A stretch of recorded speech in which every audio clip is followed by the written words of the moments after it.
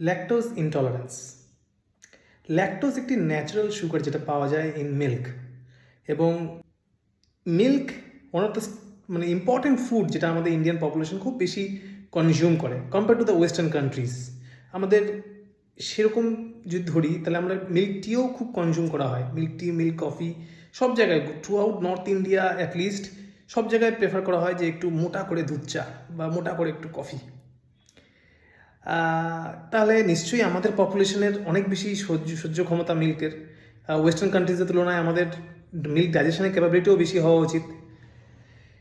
Same এই প্রশ্নটাও একজন ওয়েস্টার্ন কান্ট্রির একজন স্কলারের খুব মাথায় এসেছিল যে তার মানে নিশ্চয়ই ইন্ডিয়ানদের পপুলেশনে এমন কোনো একটা জিনে কোনো অ্যাডভান্টেজ আছে যার জন্য তারা মিল্ক এত ডাইজেস্ট করতে পারে। কিন্তু স্টাডির পর পাওয়া গিয়েছিল যে মাত্র 18% of our population can digest milk naturally. তাহলে আমরা এত মিল্ক টি বা মিল্ক কফি যে খাচ্ছি কীভাবে ডাইজেস্ট করছি? এটার কারণটা আমার যেটা মনে হয় সেটা হচ্ছে যেহেতু আমরা খুব কম পোর্শনে মিল্ক টি কনজিউম করি, মানে এক কাপে যে কাপটা খাই সেটা খুবই ছোট একটা টি কাপ, সেটা not so much amount of milk that cannot be digested by the limited lactase enzyme present in the digestive system. মানে ল্যাকটেজ যে এনজাইম যতটুকু আমাদের ডাইজেস্টিভ সিস্টেমে অ্যাভেলেবেল থাকে অ্যাডাল্টহুডে, সেইটুকু দিয়ে আমি যতটা মিল্ক টি এর মিল্ক আছে সেটা ডাইজেস্ট করতে পারি। কিন্তু হিউজ অ্যামাউন্ট অফ মিল্ক খেলে ইন্ডিয়ানদেরও অসুবিধে হবে। তাহলে ইন্ডিয়ানরা কেন এত মিল্ক ডিপেন্ডেন্ট ডায়েট খেতে পারে?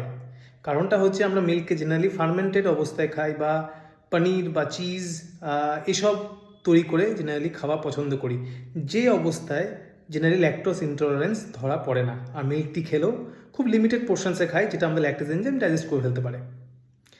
কিন্তু in a general trivia milk tea খাওয়াটা একটা স্টাডিতে পাওয়া গেছে যে ক্ষতিকারক। কারণটা হচ্ছে ওর মধ্যে টিয়ের যে অ্যান্টিঅক্সিডেন্টগুলো থাকে সেই পলিফেনলগুলো মিল্কের সঙ্গে রিয়্যাক্ট করে একটি কম্পাউন্ড তৈরি করে, যার জন্য টিয়ের যে অ্যান্টিঅক্সিডেন্ট প্রপার্টিটা আছে সেটা আর প্রকাশ পায় না আমাদের বডিতে।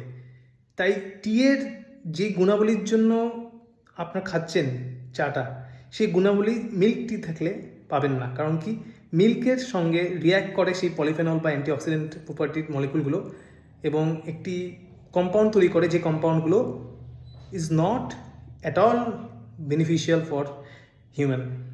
তাই stay safe, stay healthy. Next কোনো টপিকের ভিডিও করতে হলে অবশ্যই কমেন্ট করবেন।